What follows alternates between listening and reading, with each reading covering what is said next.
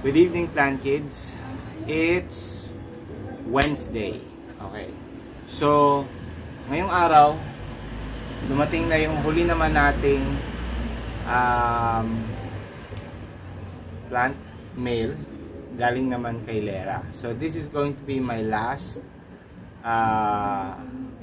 ornamental or house plant mail for the year.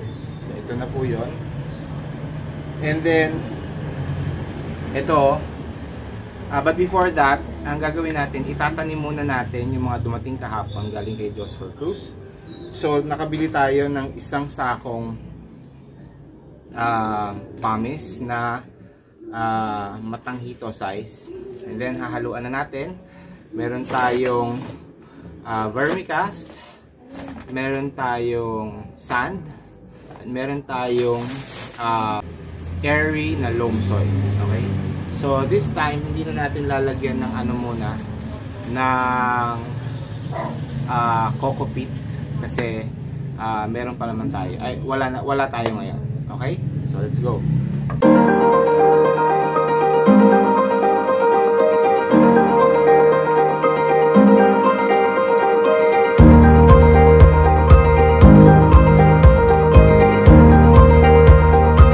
Una nating ihahalo ay itong naipon natin na lumang soil.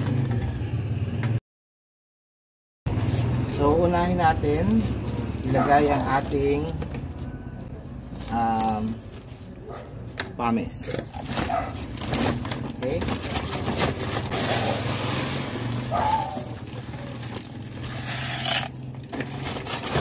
So, ang pumice natin ay 60%. Siguro makakadalawang batch tayo kasi maraming halaman. Tapos, talagyan natin ang loam soil.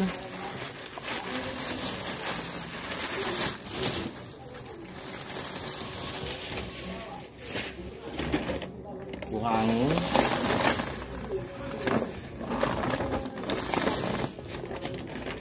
At vermicast.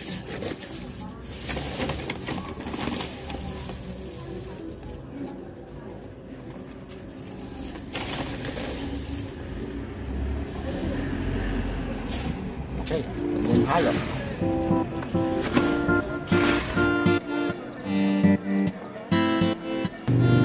Okay. So, handa na to. Lalagyan na natin yung mga pots natin.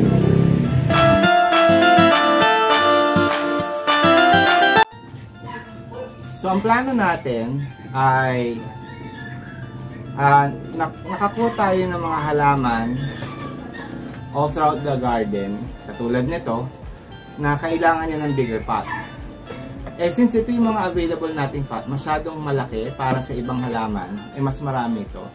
Maglilipat tayo muna nung mga existing pot natin sa mga mas malalaking pot o sa mga pot na eksakto sa kanila. Tapos, or yung iba, i-unpot natin kasi nga gagamitin natin sila sa dish garden making episode natin. Okay? Para makapag-alat tayo ng mga bagong pot para sa mga bagong halaman. Okay? Let's do this. Or, mangyayari, katulad nito, pagpapalitin natin sila. Kasi ito, ay hindi, kaso pala dito. Ito, good example ito. Mas maliit siya. So ito, ang ilalagay natin sa pot na to. Tapos itong pot na to ang magkakaroon ng pot. Okay? Let's go.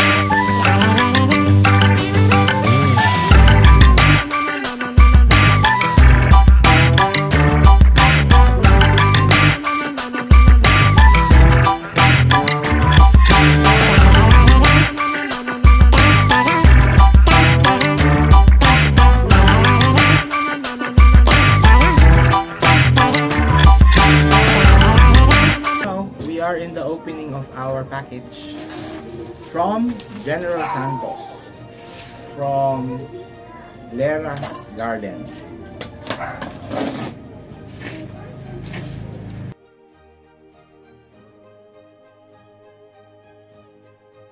Ito. Wala.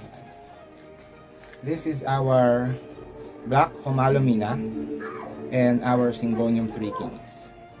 Ayan, pinagsama na lang ni Lera. Ito, matagal ko na itong hinaantay. Dahil matagal na akong naghahanap nito, pero mahal dito. Sa Manila to. Sa kanya mura lang.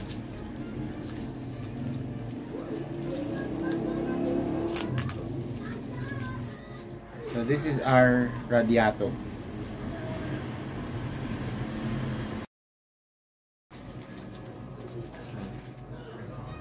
Okay, I think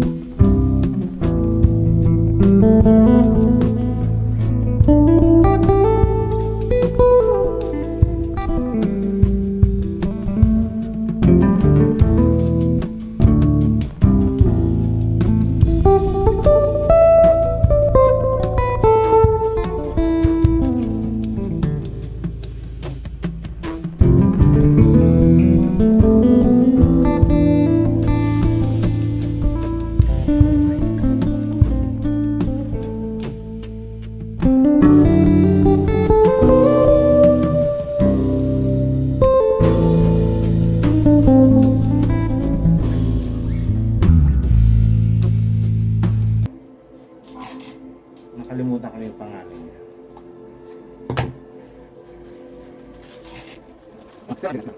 So lalagay na lang natin yung ano. So ito yung pinakita, hindi na nila ginupit muna. Pinakita niya yung malaking ano. Anong tawag dito? Malaking variegation. Kasi ito nag-half moon siguro to. Pero gugupitin na natin. Saka ito.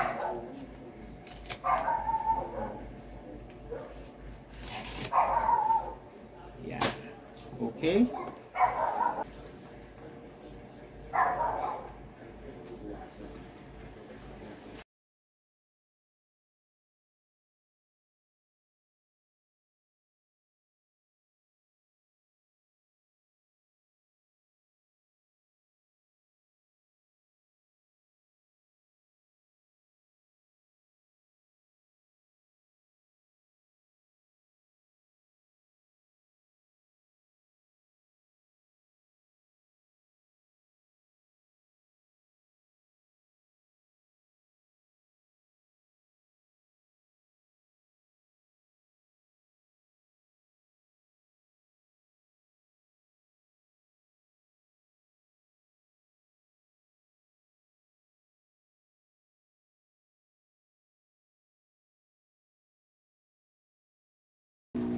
At papakita ko na ang aking dalawang halaman.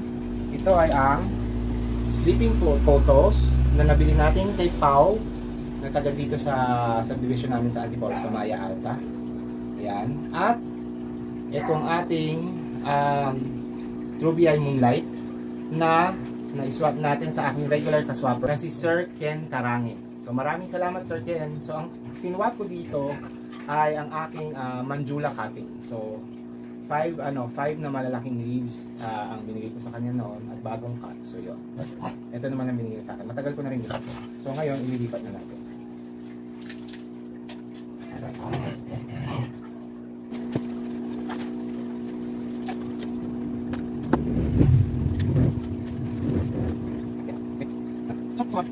Morning plant kids.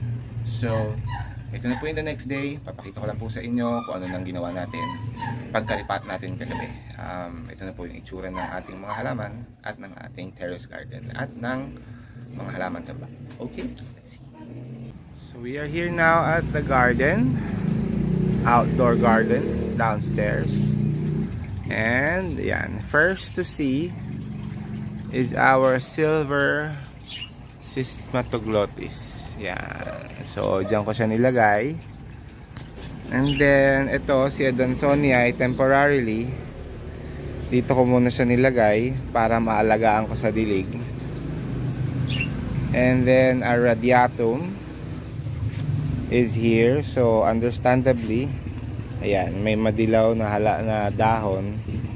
Pero I believe na mag-aano kagad yan. So, kailangan lagyan na natin to ng pole kasi feeling ko mabilis itong tutubo. Ayan si Radiatum. Tapos si Heliconia, ayan, mukhang okay naman kaagad sila eh. And then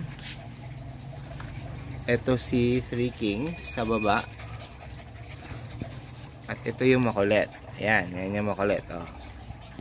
Tapos dito sa taas, ayun, zoom in natin. Yan. Ayan si Strawberry Ice. Kasama na nung ano niya. Yung mga lumang halaman sa isang paso. Okay. And then here, ayan. So ito yung isang Adansoniae. Ito yung dalawang class. Dalawa ba to? Ito yung isang isang klase ng bagong dating na Calathea. Tapos ito yung isang Calathea. Ayan. So ito yung nilipat natin na Cismatoglotis. Okay. And then here, ito yung ating Charlie. Ayan. And then ayan, ito yung ating dalawang Diphen. Kasama na ng kanilang mga kasamahan. Yan. So, diniligan ko na yan kagabi kaagad. And syempre, nagpa-shower na rin tayo sa kanila dito. Yan ang ating Dieffenbachia. And Dieffenbachia, doon kasi sila lahat. Calathea, nandito kasi sila, and rubber tree area. Although, doon sa taas na yon meron tayong mga yung malalaki natin na malalawak ang buka na gano'n na philodendron. Okay. So, ayan sila. Okay, thank you very much guys for joining. I hope you liked my episode today. Nakapag tayo. So, ang nangyari is we potted yung last batch ng ating CNS for the year. Tapos dumating kagabi yung ating last batch ng ornamentals from Gensan for 2021. At pinot na rin natin sila kagabi. At ito na nga sila. So we will focus muna in the next few weeks ng ating pagbabantay. I will be doing siguro yung fertilizing episode And yung ating magkakaroon tayo ng episode ng ating pag-aayos ng ating mga mayana, kasi nakikita niyo yung empty part na yun, puro pang ano yan pang mayana natin yan, kaso andun sila sa labas ngayon. Kasi nga, yun nga, hindi ko pa sila naibabalik kasi hindi ko pa sila inaayos. So I have a lot of plans sa kanila. Okay? Again, thank you very much for watching. Do not forget to subscribe to our channel, that is Plant Tatay Barry. We also have our Instagram channel, that's plant_tatay_Barry Michael. And we also have our FB page, that is Plant Tatay. Okay? So before we end, again, I would like to thank our vlogger friends na lagi pong sumusuporta sa atin. Si Sir Vic Villacorta ng Succulent Cravings, si Miss Marge Santillan ng Marge Succulents, si Tess de la Cruz, si Neria Fab, at si Mel TV Official. At of course, maraming salamat din po sa ating, I would like to shout out again our friends sa Jos for Cruz, Tambayan, Barkada, si Catherine, si Miss Beth Nicola, si Lenny Astudillo, si Lizelle Elasus, and si Rachel Sevilla. And of course, happy birthday sa isang kasama natin doon, si Miss Jessica Madrilejos. And kay Mamita Gina Pascual, happy birthday Mamita Gina. And lastly po, I would like to greet Jos for Cruz Cactus and Succulents Bulacan, dahil ngayon po, December 18, Saturday, ay kanilang anibersaryo sa kanilang bagong location. So happy anniversary po, Jos for Cruz, and maraming salamat po sa laging pagbibigay sa atin ng magagandang halaman. Okay?